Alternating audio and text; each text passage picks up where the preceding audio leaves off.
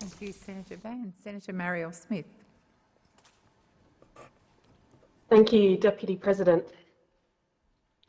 Today, I want to draw the Senate's attention to one of South Australia's most remarkable residents, Miss Anna Pakpoi, and the work of the foundation started by herself and her husband Mark, the Rare Find Foundation.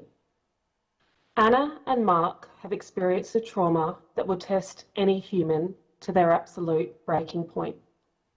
Their beloved son, Sebi, was diagnosed with a disease called Tay-Sachs when he was just 7 months old.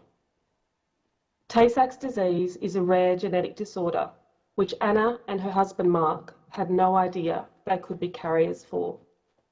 It is a recessively inherited neurodegenerative condition for which roughly 1 in 300 people is a recessive carrier.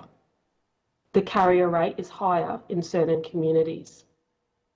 While it is a rare condition, it is also a devastating condition. Infantile Tay-Sachs presents first symptoms at about 6 months of age. Signs can range from minor indications of muscle weakness or movement problems through to the loss of motor skills and seizures. Where parents have no idea they are carriers, the symptoms are unexpected, perplexing, and devastating. It has no cure. Life expectancy is less than 4 years of age. In March 2019, at just 22 months old, Anna and Mark lost their beautiful, cherished son, Sebi. They were robbed of a future with their little boy. And not only that, from the first point of diagnosis, they encountered roadblocks and bureaucratic red tape within our health system and within the supports that are meant to help families like theirs experiencing such trauma. The uncertainty places parents on an island.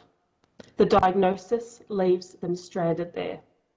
Specialists who have not previously encountered the disease, no other parents to talk to who are in the same boat, no clear path to follow. Whether it is Tay-Sachs or Sandoff disease, while parents are trying to support their child, the disease is taking hold in the brain of their child. Both diseases affect infants in a similar way. A genetic mutation disrupts the activity of a key enzyme that breaks down the body's capacity to break down lipids. These are most commonly understood as fats, though that is not the only form of lipid. The point is these are common chemicals, and the inability of the body to process these adequately is a huge problem.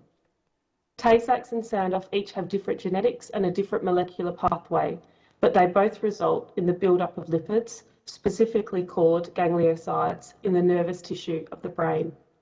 In normal infants, gangliosides are made and biodegraded rapidly in early life as the brain develops. The inability of the body to remove these chemicals leads to the slow deterioration of not only brain tissue, but also of muscles and nerves. For infants, ultimately, it is fatal. For Anna and Mark, the impact of the shock and pain of the diagnosis for Sebi was compounded by the limited support available to their family to guide them, and the limited support available to those medical professionals who treated their son. Thankfully, they received some support from a family overseas that made them feel just a little bit less alone. But there could have been more. There should have been more. Australia has some of the best healthcare professionals and facilities in the world, but they are not invincible, and they are not always prepared or equipped for rare diagnosis. That is what needs to change. Deputy President, I must be completely honest. I'm not sure I have the strength or resilience within me that Anna and Mark have shown. I am in complete awe of them, because while they have lost their beloved son, they have never lost their determination to fight for him, or indeed the other little boys and girls in Australia diagnosed with rare diseases. Together in August 2019, Anna and Mark established the Rare Find Foundation to provide care and support for families throughout the diagnosis of Tay-Sachs and Sandoff diseases.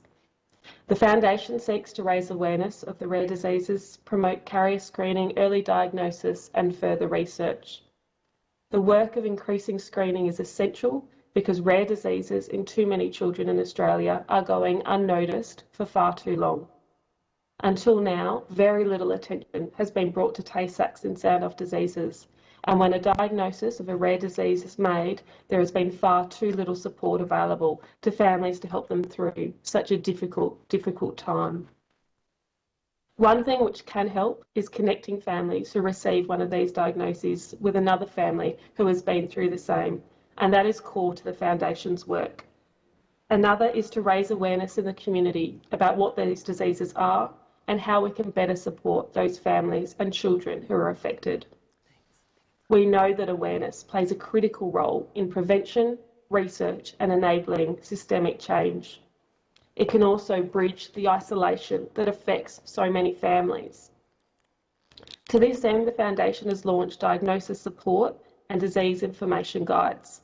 These play a central role in raising awareness of these conditions, acting as an educational tool for families who have received a diagnosis and further educating the wider community. I want to acknowledge the Hospital Research Foundation, whose generous support has made this work possible. But of course, there is more work ahead, not least of which is tackling the deficiencies within the NDIS that are continuing to cause families and children with these diseases an unbearable degree of distress that must not be allowed to continue. In this work, I am proud to stand by their side as both a supporter and as patron of the Foundation. I know the Rare Find Foundation will make a difference because I know that Anna will never stop fighting for children like her son Sebi, and she will never ever stop fighting for the families that love them.